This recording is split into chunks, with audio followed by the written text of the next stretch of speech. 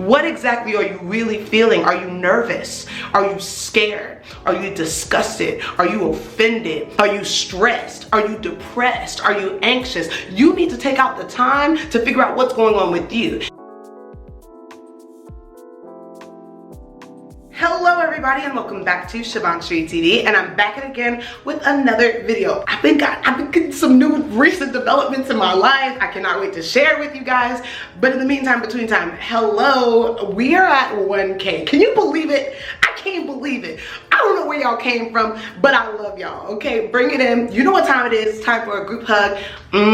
Socially distancing, emotionally available. Today's topic, we're going to be talking about how to manage your emotion. Many of us, in the course of our everyday lives, have to deal with people who press our buttons, people who get under our skin, people who burn our grits, okay? If you're from the South, we put salt on our grits in this house, okay?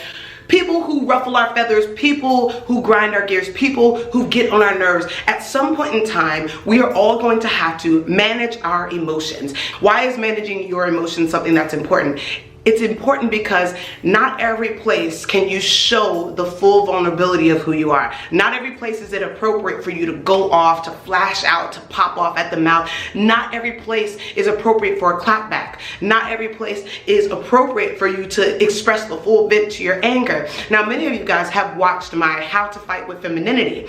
Go back and watch that video because I did include some really amazing points to help you on more of a relational standpoint. I just want to give you a few tips to kind of help you manage your emotions in your everyday life. So here we go. I want you to look in, look out, and look up, okay? It's gonna make sense in a second. I want you to look inward. I want you to think introspectively. I want you to think about how you are feeling in that moment of frustration, when they disrespected you, when they offended you. I want you to start to think to yourself, how am I feeling? I want you to take a moment and sit in it. Not every time do you need an immediate reaction, okay? It's better to just take a moment, breathe, and I want you to think within yourself, what am I feeling? Because many of us, we get angry, but we don't even have the language to express exactly what's going on the inside. Are you really angry or are you hurt? Are you really sad right now, or are you just in a place of frustration? What exactly are you really feeling? Are you nervous? Are you scared? Are you disgusted? Are you offended? Are you stressed? Are you depressed? Are you anxious? You need to take out the time to figure out what's going on with you.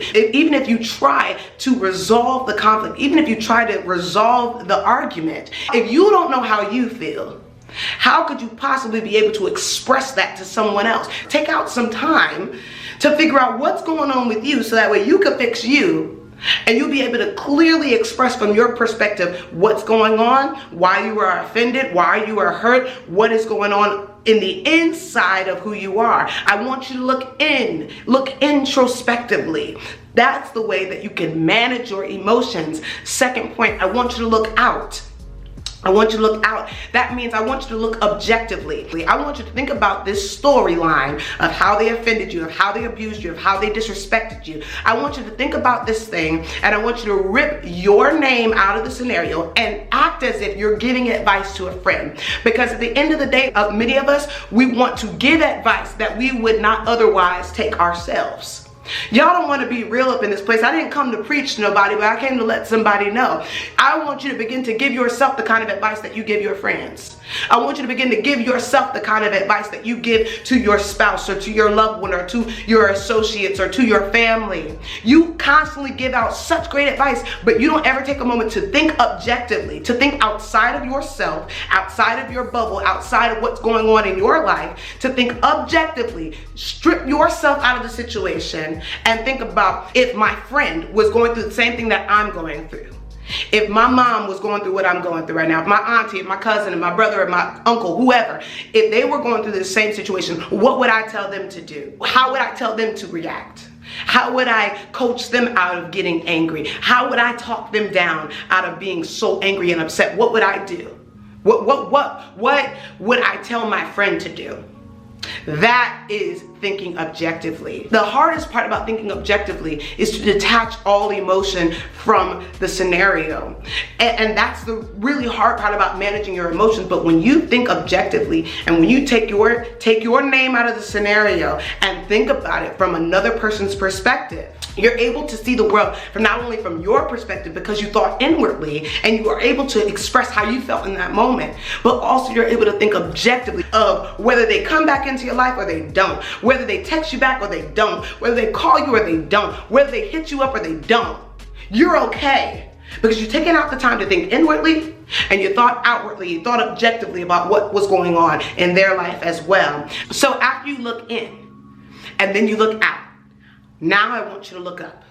I want you to take a moment to think about where your help comes from. I want you to take out a moment to remember who you are and whose you are. I want you to take out a moment and realize that you don't have to put up with anything that you don't want to put up with. I want you to take out a moment and realize that regardless of if they accept you or they reject you, regardless of how they abused you, how they misused you, how they took advantage of you, how they offended you, how they hurt you, how they embarrassed you, how they made you so angry, how you're so nervous and you're scared and how you're depressed and you're anxious, no matter what it is that you're going through, you can always look up. You can always remember where your help comes from. We will look to the hills from which cometh our help, knowing all of our help comes from the Lord. I'm reminded of Romans 8:28 that says, "For we know that all things work together for the good of them that love God and are called according to his purpose." Don't you love God?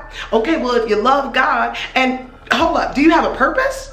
Well, if you love God and you got a purpose, then that means whatever it is, it's working. You tried to lie on me, baby, it's working. You tried to cheat on me, baby, it's working. You tried to scandalize my name, it's working. You tried to hack my account, it's working. Whatever it is that's going on in your life, I just came to let you know that whatever it is, baby, it's working. It's working together for your good. Regardless of what's going on the inside, regardless of how you feel on the outside, I came to let somebody know that God is with you. He's not against you. He's for you. He's with you in the morning. Hallelujah. He's with you in the evening. He's with you in your coming. He's with you in your going. So regardless of whatever it is that you're going through, in order to manage your emotions, you got to look inward.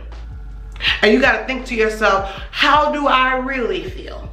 What is really going on? Let me put some language to what I'm feeling. And then afterwards, you got to look outwardly. How do I think outside of myself? Let me put myself in the other person's shoes. And then after that, you look up and remember where your help comes from. And that, my friend, is how you manage your emotions.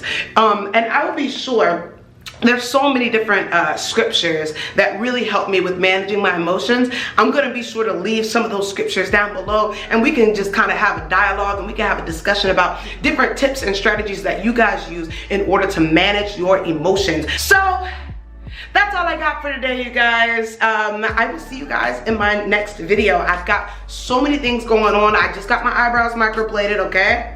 You guys, I can't wait to share this whole journey with you guys. I've got so many videos for y'all. Y'all not ready.